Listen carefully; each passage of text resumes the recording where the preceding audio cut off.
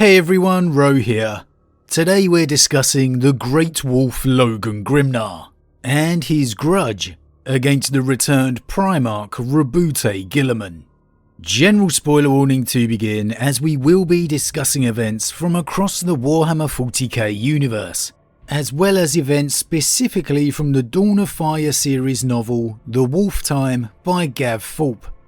But with that said, let's just jump straight in. Well, as we know, when Belisarius Caul's Primaris Marines were unleashed upon the galaxy, the reception by the existing Space Marine chapters was mixed at best. Some rejoicing at the sudden arrival of these much needed reinforcements, some fearful for the future, and others viewing it as nothing short of a blasphemy against the Emperor's work. However, as we know, ultimately the Primaris were pretty much accepted and assimilated into their new and existing chapters. And well, the Space Wolves were seemingly no different. We saw from the pages of Ashes of Prospero that while mindful and still not completely won over, Lord Grimnar could not doubt the effectiveness of these new warriors within his chapter. And indeed, the perception we had from that book, or should I say more accurately, I had from that book, was that Guilliman never actually ventured to Fenris himself, sending instead a representative from the Ultramarines in his stead. However, this of course all changed when we received the last Dawn of Fire series installment, The Wolftime. Here, set in the early stages of Guilliman's Indomitus Crusade, we were informed of the true events of the Primaris' assimilation into the Wolves. And well, not only that, but their reaction to the very news of Guilliman's return. And well, the truth was that the Wolves, or more accurately Grimnar himself, was extremely fearful of just what it could mean for the future of his chapter. And a large amount of this stemmed from a grudge 10,000 years in the making: the breaking down of the legions. Now, the events of the Scouring and Guilliman's first appointment as Lord Commander have been well known for decades. In the aftermath of the Siege of Terror, Guilliman was appointed Lord Commander and led the Imperium's counterattack against the traitor forces, scouring the enemy out of the Imperium, hence the name The Scouring. This was of course the time as well that he implemented his new Codex Astartes, the breaking down of the legions into chapters. And well, really that's about as much as we've ever known. We know Rogal Dorn and Leman Russ objected, and that it came very close to a civil war. But ultimately reason prevailed and the Codex was implemented. Now, the Scouring novel series will most likely give us a clearer picture and truer answers when we eventually reach this point. But the history that we've currently known since that period largely has shown us, while the Space Wolves were indeed broken down into a chapter, they didn't exactly embrace its edicts, having 12 companies rather than the Codex 10, and having numbers believed to be far exceeding the 1,000 of a Codex chapter. Now, why Guilliman allowed this during his time, or whether or not he did, still remains to be seen. 10,000 years later, however, it's something that flared back up with a passion when word of the Primarch's revival came to Fenris. And this is really making me think events may not be so straightforward as we've always been led to believe. In Leman Russ's Primarch novel, we receive a glimpse of Russ post becoming a chapter, in his final days before his disappearance.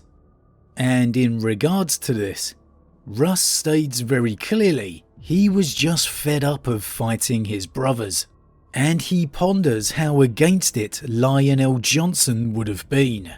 So it really gives the impression to me that Russ had simply just had enough. The loss of his father and so many of his brothers had simply worn down the spirit of old, and he just didn't have the will to fight Guilliman on the issue anymore. However, thanks to the Wolftime novel, we see the disdain in which Guilliman's legacy is remembered, and how every great wolf since the time of Russ has defied him. And well, when we combine this with the wolves' independence, it is making me begin to wonder if we'll see some form of agreement between Guilliman and Russ. The Space Wolves have since had an independence apart from the rest of the Imperium that, well, few if any other chapters have been granted. They are very much their own masters. Maybe we could well see Russ agreeing to become a chapter, but refusing anything else. Refusing even the Lord Commander's position. A legacy that lived on with Bjorn and every other great wolf after. Now, as the Indomitus Crusade was spreading across the Imperium from Terra, knowledge of the Crusade and the Primarch's return begun to spread. More and more chapters begun to receive their allocation of Primaris, and thus the turn of the Space Wolves eventually arrived. While every chapter, of course, was receiving the new Primaris warriors, Guilliman's reasoning for reinforcing the Wolves of Fenris were twofold. Firstly, he wanted to ensure the survival of every first founding chapter, the first founding chapters famous across the entire Imperium, and as such a beacon of hope that no other chapters can truly match. If word was to spread of the Space Wolves' destruction, the blow to morale would be immense. Secondly, this is set before the events of the Psychic Awakening campaign. The Orcs and Ghazghkull Thraka were very much on the warpath. Guilliman needed the Wolves to counter this threat in order for his crusade to continue as planned. Now, from the outside looking in, they are very reasonable and honourable reasons. However, Grimnar refused, even denying the Imperium access to the Fenris system. And as such, I think many scratched their heads as to why Grimnar would be so stubborn in the beginning. And to be fair here, even many of his own men were questioning their chapter master in this regard. It really seemed that Grimnar was jeopardizing the very survival of his chapter, out of the sake of sheer stubbornness. However, Grimnar's refusal may have been founded from Guilliman's decisions 10,000 years ago, but it was also something that has been fired ever since by the Imperium that Guilliman left behind. To me, there's really one word that can encompass all of it, boil it down to its very basest argument: control. Grimnar viewed everything about Guilliman as trying to take control. The very nature and role of the Space Wolves rails against that. They are accountable only to the Emperor. They are his executioners, and as such, they need to be free to act. Whether right or wrong, as far as Grimnar is concerned, 10,000 years ago, Guilliman used his power to break down the legions, in an attempt to control them. Ever since then, all the Imperium has done is try to bring the Wolves of Fenris into line. The Adeptus Terra, the Inquisition. There's a really telling line when Grimnar is in discussion with his inner circle, and he tells them that he and every great wolf of the chapter since Bjorn have had to fend away every advance from the Imperium attempting to strangle Fenris. And that in itself is really telling. You get the sense of a burden upon his shoulders that only he can carry. One that only he, and of course the legendary dreadnought Bjorn, can appreciate. And that really shines a light and gives an opening to understanding Grimnar's position. That's why I really feel we'll see the laying of this foundation in the Scouring series, and perhaps in a way we wasn't quite expecting. Leman Russ may have agreed for his legion to become a chapter, but I'm beginning to think the end to this civil war won't be quite as straightforward as we've always believed. They refuse to be controlled, and that is the legacy, begun with Bjorn, that Grimnar now carries today. It really makes me wish for a Bjorn the Fell-Handed Roboute Guilliman interaction, the dreadnought meeting the returned Primarch. It's a crying shame we never got it in the Wolftime, but hopefully someday in a short story. To me it would just be an absolutely gripping read. One who was there side by side with Russ in defiance. However, I digress. Grimnar is no fool. He doesn't simply have a grudge against Guilliman just for the sake of history alone. It's because it's just as important today as it was then. The very identity of the chapter itself. It's a decision that only he can truly understand.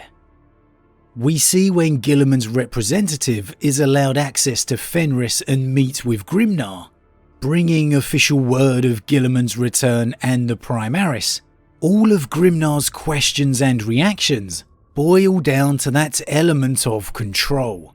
Is the Canis Helix within the Primaris? What does Guilliman want for his gift? Every time the Ultramarine offers only Guilliman's good intent, Grimnar brings it back to the control of Guilliman. That 10,000 years ago, in breaking down the legions, Guilliman attempted to control the wolves of Fenris, and here, reassuming his role as Lord Commander, he is trying again 10,000 years later.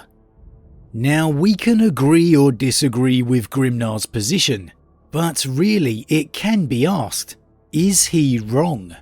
If you've listened to my review of the novel, you'll know on my first read that I was in the camp of disagreeing with Grimnar.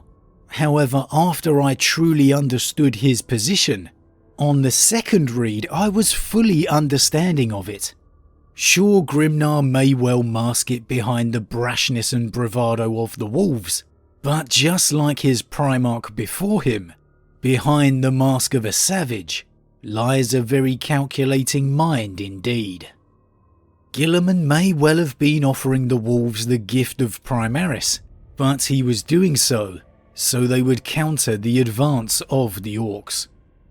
And honestly, I think Russ would be very proud that Grimnar did not relent. Now, for all the credit that I'm giving to Grimnar here, credit must absolutely be owed too to Guilliman, who undoubtedly realised just why Grimnar was refusing the Primaris. And in an attempt to appeal to the Great Wolf himself, Guilliman ultimately came to Fenris. And this really, again to me, cements the notion that the end of hostilities between Guilliman and Russ is not going to go down as a simple Russ appeasement as first expected. Because not only did Guilliman travel to Fenris, he awaited invitation from the Great Wolf to enter the system, and upon their meeting, Guilliman bowed before him, in front of his entire chapter. The Lord Commander of the Imperium, the returned Primarch Roboute Guilliman, took a knee in deference to the Great Wolf of Fenris. And this to me is a clear sign of Guilliman not only realising the truth of Grimnar's rejection, but also appreciating the reasons why. Honestly, if you're listening to this and you haven't read the Wolftime, it's worth doing so just for this scene alone. Unfortunately, the dialogue is very little, but man, what a moment. The Lord Commander of the Imperium recognizing the Lord of Fenris's sovereignty, the domain of the Wolf King. Oh man, it gives me the feels just thinking about.